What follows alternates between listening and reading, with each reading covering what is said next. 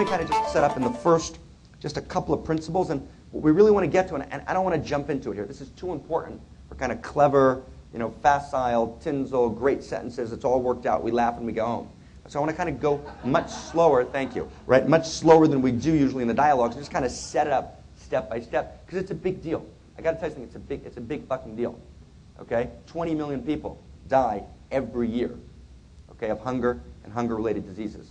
As we talk now, this second, in our kind of Denver, enlightened, experience, right? As we talk this second, the amount of suffering going on in the world this second, right now, right? So if we really are egocentric, so we kind of hang out, laugh about it, talk about it, go home.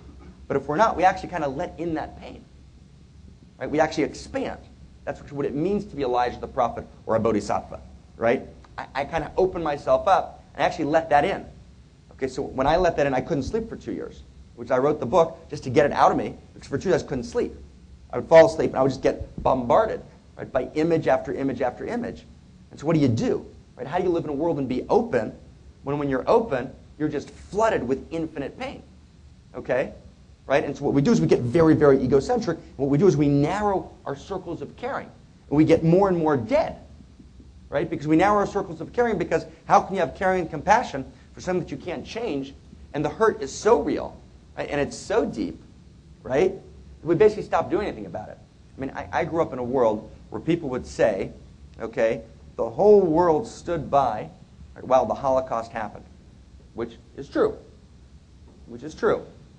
And then I grew up, and then, as I grew up, I said, I was speaking in Tel Aviv in Israel and giving a kind of Dharma talk, and a woman kind of looked remarkably like my mother, which might have had something to do with my response, right? Kind of stood up and kind of said this kind of very dramatically. And so I said to her, kind of without thinking, I said, oh, and you were the head of the movement to heal Rwanda, right? The room gets kind of very quiet. I said, I'm sorry, ma'am.